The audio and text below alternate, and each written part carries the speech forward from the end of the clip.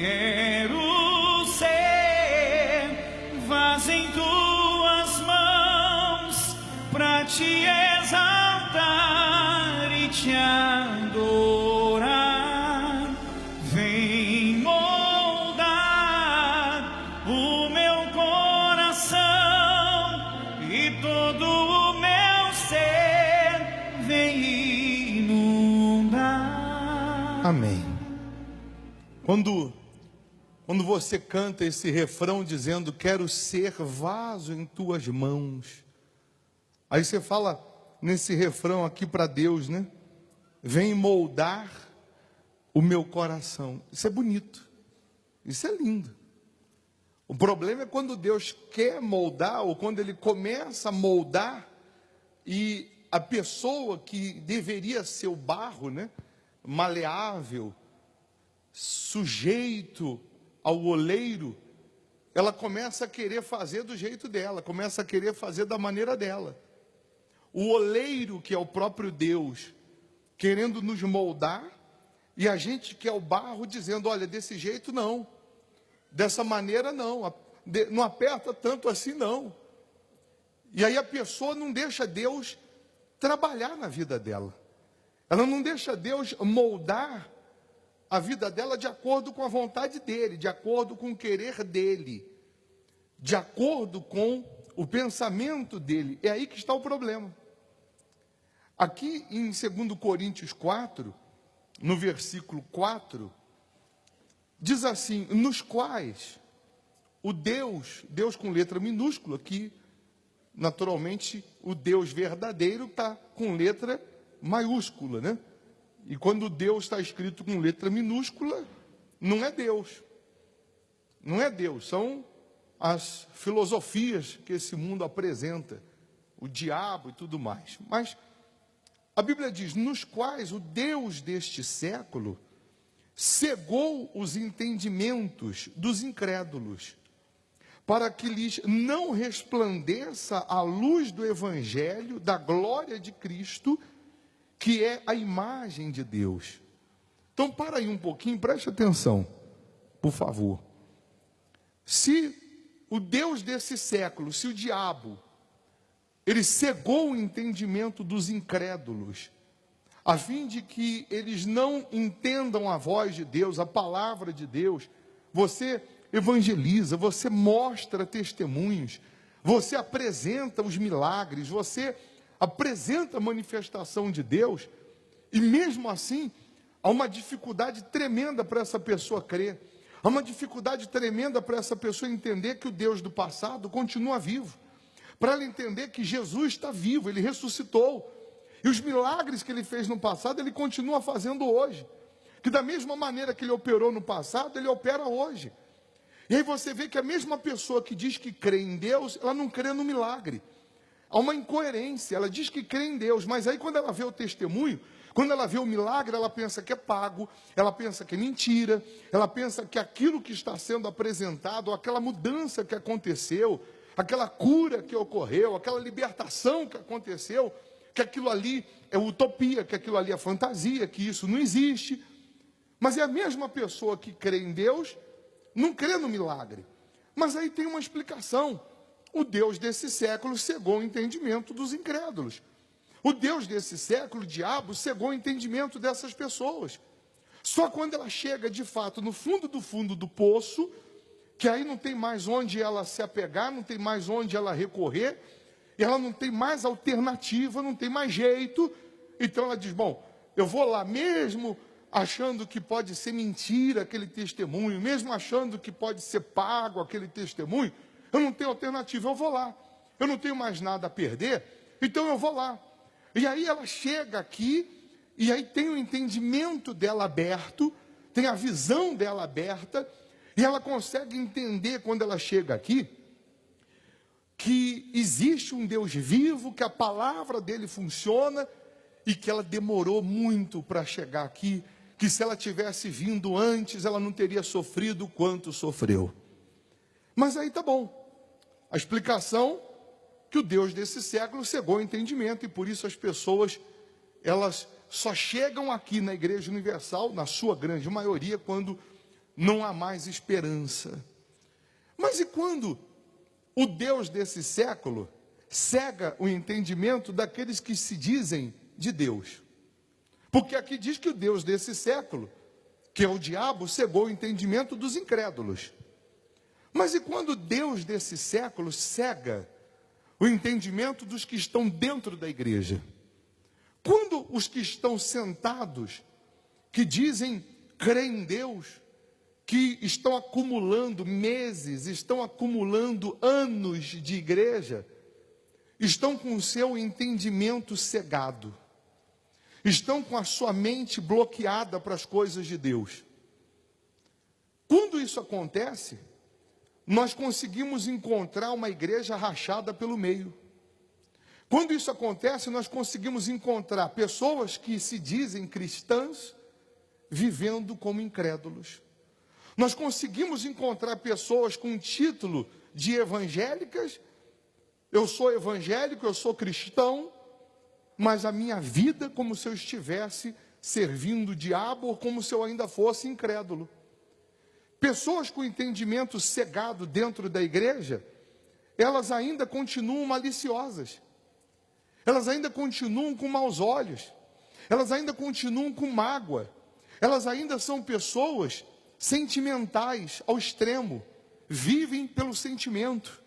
Qualquer coisinha chora, qualquer coisinha reclama, qualquer coisinha murmura, qualquer coisinha fica emburrada, qualquer coisinha diz que vai sair da igreja, qualquer coisinha diz que não vem mais, qualquer coisinha que acontece já é o suficiente para ela ficar emburrada, ou para ela ficar chateada, ou para ela ficar magoada, e colocar ou ter uma desculpa para não permanecer. E aí quem sofre é ela. Quem geme é essa mesma pessoa. Por quê? Porque ela está dentro da igreja, mas ela ainda não entrou no reino de Deus. Ela conhece a igreja, mas ela não conhece Deus. Ela conhece a instituição igreja, mas ela ainda não conhece o reino de Deus.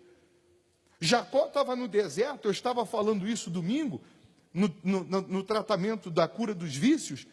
Jacó estava no deserto, e quando Deus apareceu para ele, e ele acordou de um sonho, diz a Bíblia que Jacó, ele falou assim: Deus está aqui, eu não sabia.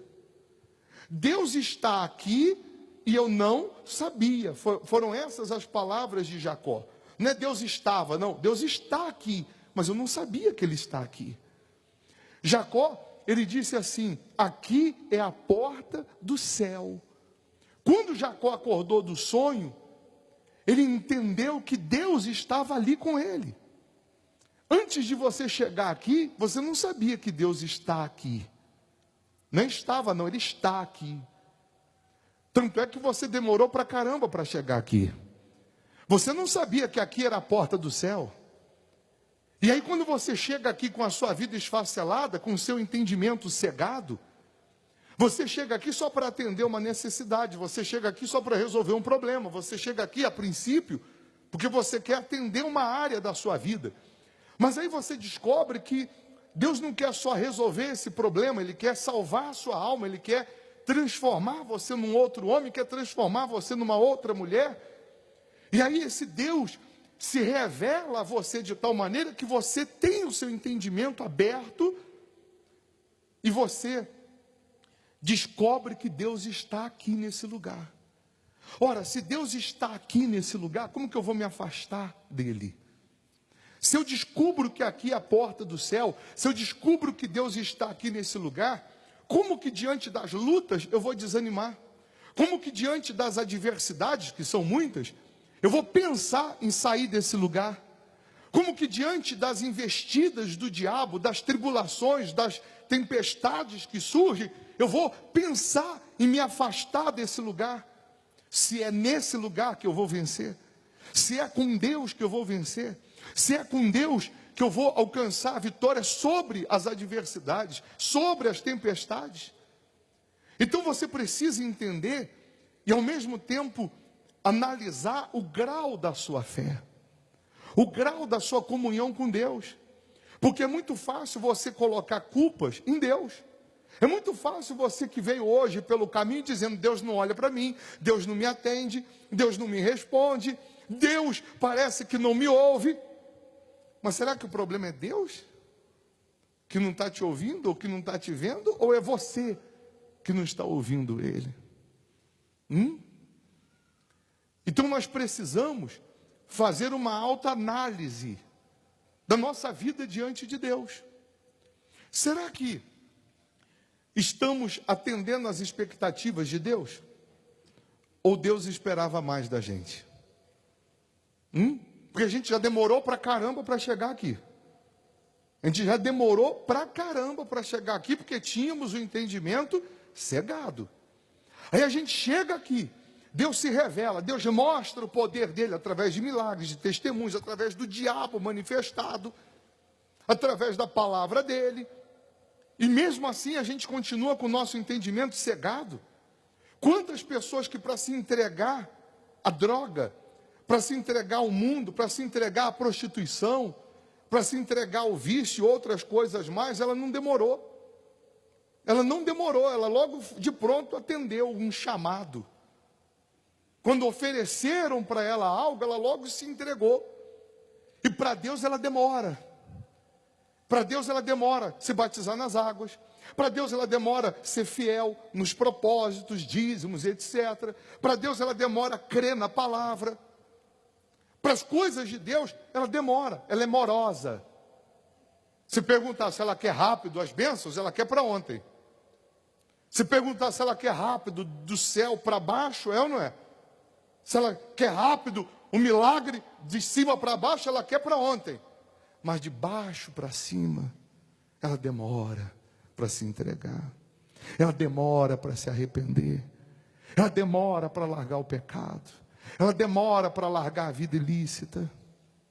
Ela demora para confiar na palavra de Deus. Está dentro da igreja. Mas ela ainda não descobriu que aqui é a porta do céu. Ela ainda não descobriu que Deus está aqui. Ela ainda não entendeu que Deus está aqui. Aí a Bíblia continua dizendo: temos, porém, este tesouro em vasos de barro, para que a excelência do poder seja de Deus, e não de nós. Quer dizer, quando o Espírito de Deus, ele vem sobre a minha vida, que sou um vaso de barro, quando o poder de Deus se manifesta na minha vida, então não é mais o meu braço, não é mais a minha inteligência. O que eu vier a conquistar, o que eu vier a receber, não foi mérito meu, glória minha, não, foi Deus em mim. O que eu faço não é o Rogério que faz, é Deus no Rogério. A excelência do poder é dele, não é minha. A excelência, ou seja, o poder que está em mim, que me faz pregar, que me usa para libertar uma pessoa, para levar uma pessoa à cura, para levar uma pessoa à salvação, não é do Rogério, não é do Formigoni, a excelência é de Deus. Se eu sair da presença dele, se esse poder, que é um tesouro, que é o Espírito Santo, sair de dentro de mim, eu passo a ser um vaso oco, um vaso vazio, e Deus não vai conseguir me usar. Ele vai ter que entrar em outra pessoa, ele vai ter que manifestar o poder dele num outro vaso aí, para que ele então possa fazer com que a obra dele seja feita. O problema é quando a pessoa começa a achar que é ela, né? Não, eu faço isso, eu sou assim, eu sou assado, eu é que conquisto isso. E não é você. Tanto é que nós conhecemos pessoas capacitadas, pessoas PhD nisso, PhD naquilo, mas sem Deus ela não conseguiu lograr êxito. Ou então com a força do braço ela subiu até um determinado degrau, depois ela caiu, depois ela afundou. Porque a excelência vem de Deus, não é nossa. O Espírito é de Deus, a presença é de Deus. Agora, para ele me encher da presença dele, eu tenho que me esvaziar.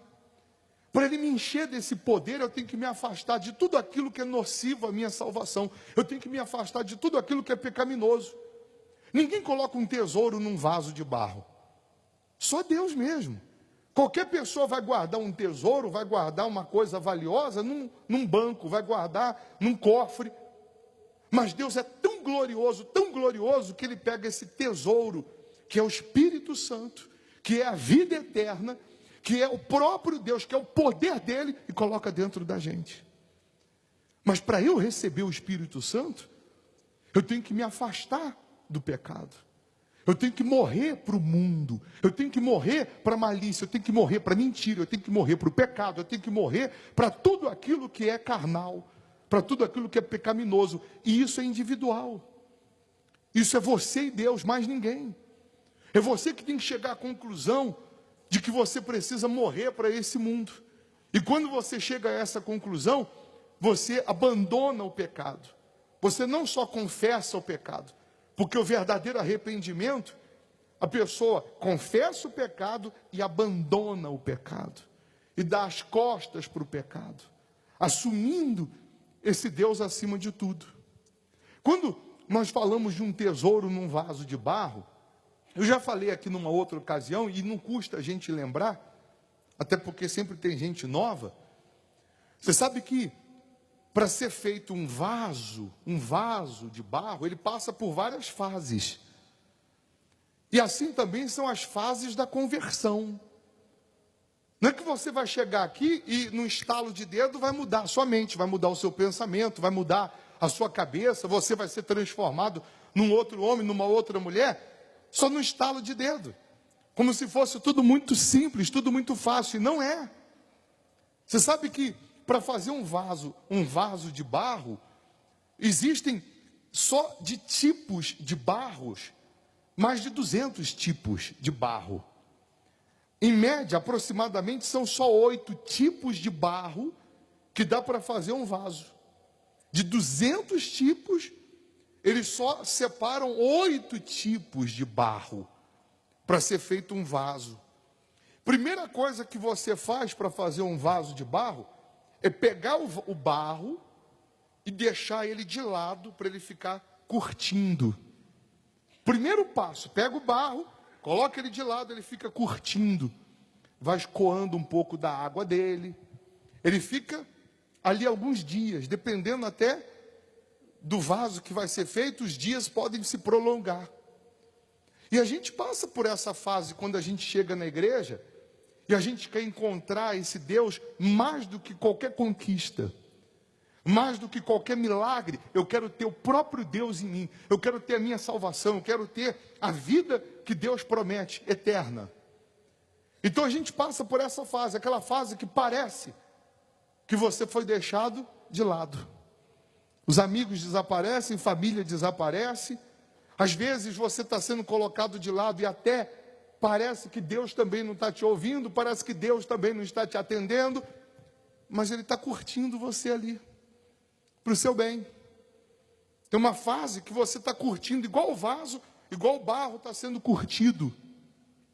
Depois que o barro foi curtido, escoou a água, aí a outra fase ele tem que ser pisado. Tem que amassar esse barro, mas amassar muito.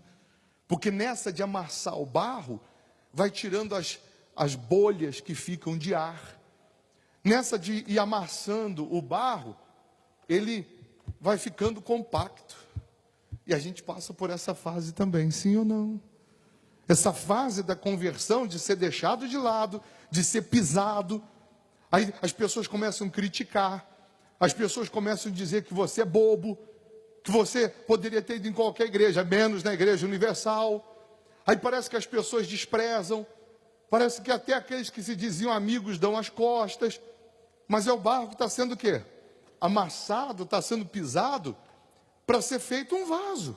É a fase da conversão, é a fase de Deus estar trabalhando em você, de Deus estar operando em você, e ao mesmo tempo que o barro está sendo colocado de lado, ou que daqui a pouco está sendo pisado, o Espírito de Deus diz para você, continua, fica firme. O Espírito Santo diz, eu estou fazendo uma obra em você, não sai da minha presença, não se afasta, não se distancie de mim, deixa eu trabalhar, deixa eu fazer de você um vaso. Você cantou, lembra naquele refrão lá? Molda o meu coração, deixa ele moldar. Não atrapalha ele não. Ah, mas está difícil, bispo. É que tem hora que as pisadas doem, mas permanece. Você vai ver depois que vaso lindo que vai ficar. Que vaso maravilhoso que vai ficar. E cheio do Espírito Santo. Ou você acha que no meu início de igreja eu não passei por essa fase de ser deixado de lado? Essa fase de ser pisado. Parecia que tinha, não era só 2 pés, não. Parecia que tinha 1 milhão de pés pisando. Depois que o barro é pisado, aí então vai ser preparado para fazer o vaso. Só que aí tem que tirar ainda a sujeira, tem cisco ali ainda. À medida que vai fazendo o vaso, vai tirando o cisco, vai tirando as pedrinhas, vai tirando os galinhos que tem, vai tirando a sujeira que tem nele. Então é nessa hora que Deus vai tirando, vai limpando. Você falava palavrão, não fala mais. Você vivia na mentira, você não mente mais. Você vivia na prostituição, você não vive mais. Ele vai tirando os galinhos, ele vai mostrando onde você tem que mudar. Ele vai mostrando onde você tem que se consertar. Você vivia no pecado, malícia, mágoa, você limpa o seu coração, você pede perdão a quem tem que pedir. Você vai se limpando, você vai se afastando de tudo aquilo que possa impedir Deus de fazer esse vaso. Porque se tiver uma pedra, se tiver um cisco, à medida que ele bota a mão ali para ir moldando, o vaso fica deformado, fica marca. Então, tem essa fase de Deus ir tirando. Eu não sei qual fase você está. Se é a fase de estar de lado, se é a fase de estar sendo pisado, se é a fase de ter que estar tirando esses ciscos que ainda existem, essas pedrinhas que ainda existem em você. Tá bom, para a gente adiantar, depois do vaso pronto, fez o vaso, tirou a pedra, o cisco e foi moldando ele. Agora o vaso está prontinho. Tem que tomar muito cuidado, porque ele tem que secar. Se esbarrar nele, quebra. Tem gente que se diz convertida, que diz que abandonou o pecado, abandonou isso, mas se fizer assim, ó, bater assim, já trinca. Uma coisinha de nada ela fica magoada, uma coisinha de nada ela fica chateada. Uma coisinha de nada já quebra todo aquele trabalho. Então o vaso fica secando um pouco. Depois que secou o vaso, alguém pode pensar, poxa, agora já era, tá ligado? Agora já está o vaso pronto, está sequinho. O que tem que fazer? Tem que ir para o forno ainda. Meu Deus, eu achei que estava bom. Vai para o fogo. Vai lá e coloca o vaso dentro de uma temperatura alta para ele secar, para ele ficar rígido. Dependendo do vaso, ele vai para o forno mais de uma vez. Ele vai para aquele forno mais de uma vez. E olha que eu já passei por uns fornos aí. Já passei por uns fogos aí que você nem imagina.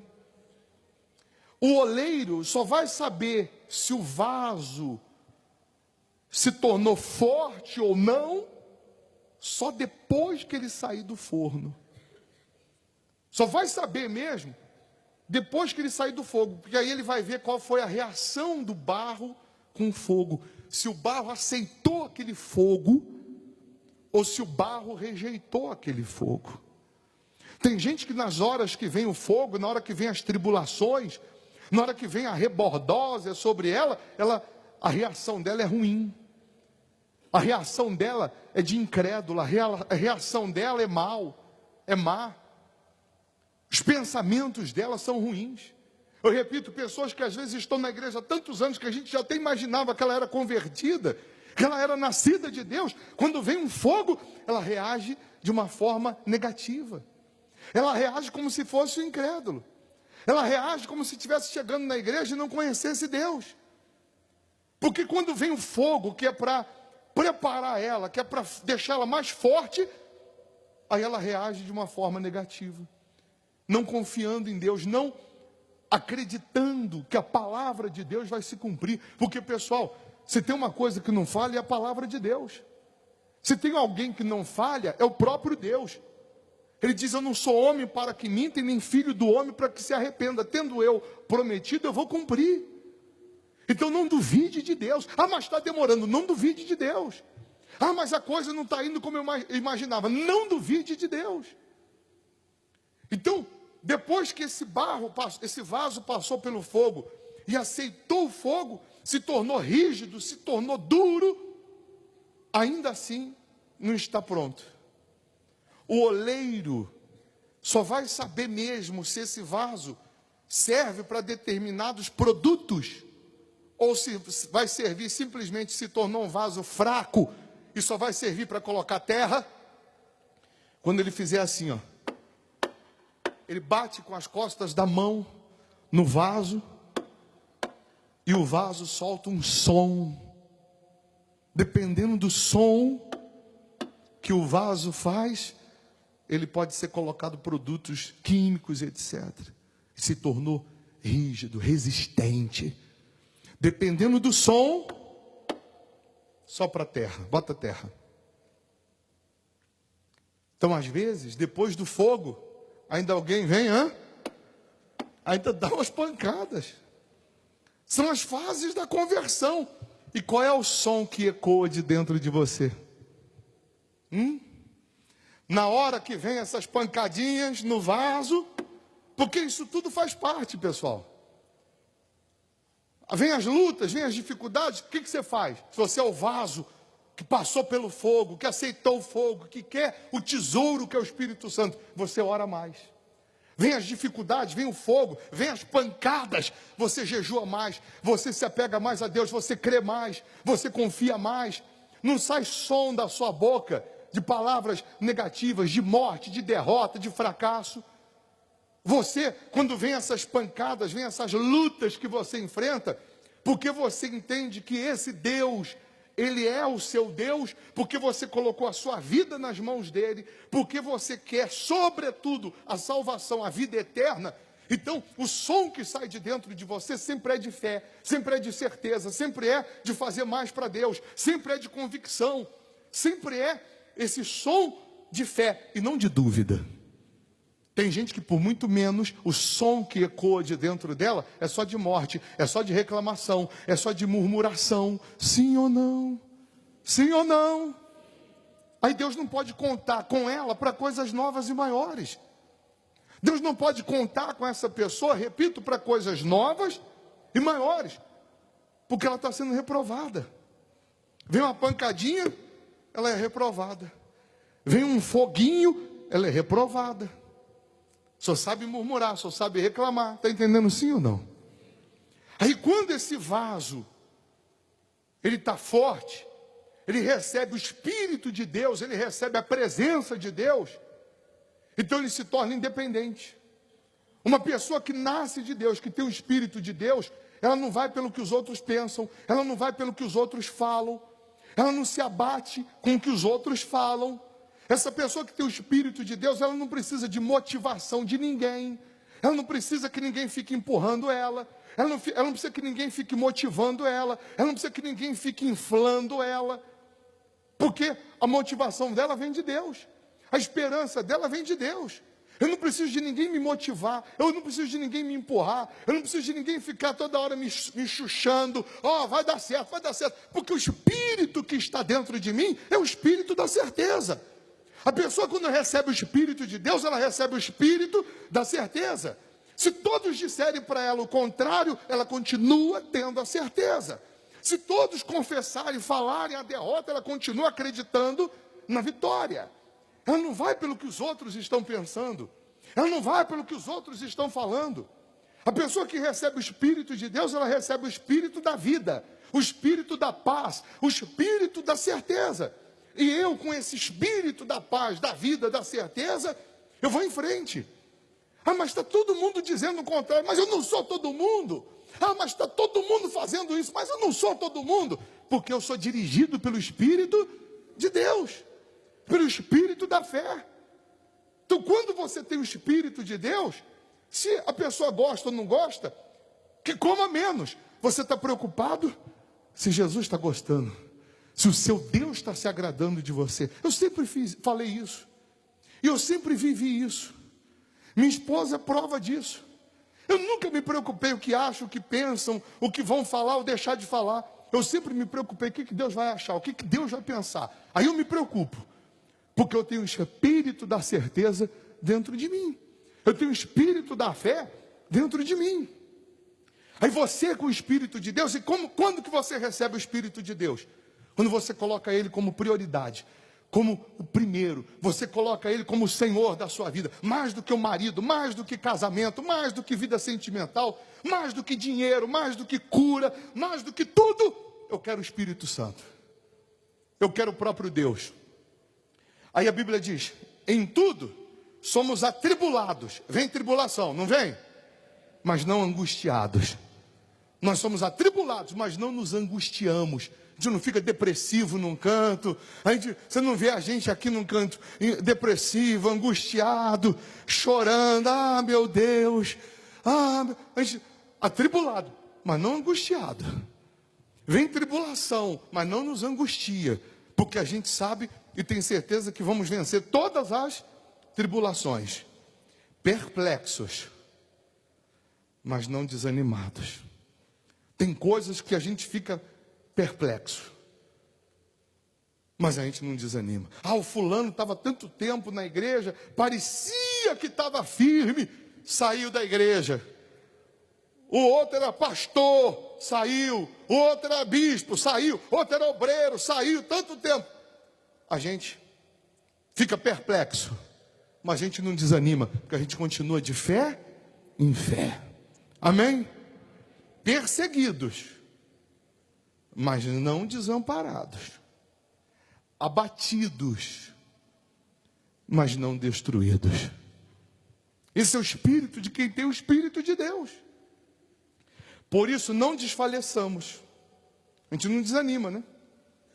Mas ainda que o nosso homem exterior se corrompa, o interior, contudo, se renova de dia em dia, que é a fé, que renova, todo dia está sendo renovada, todo dia o Espírito Santo está nos renovando, porque a nossa leve e momentânea tribulação produz para nós um peso eterno de glória muito excelente, não atentando nós nas coisas que se veem, mas nas que se não veem, porque as que se veem são temporais, e as que se não veem, são eternas.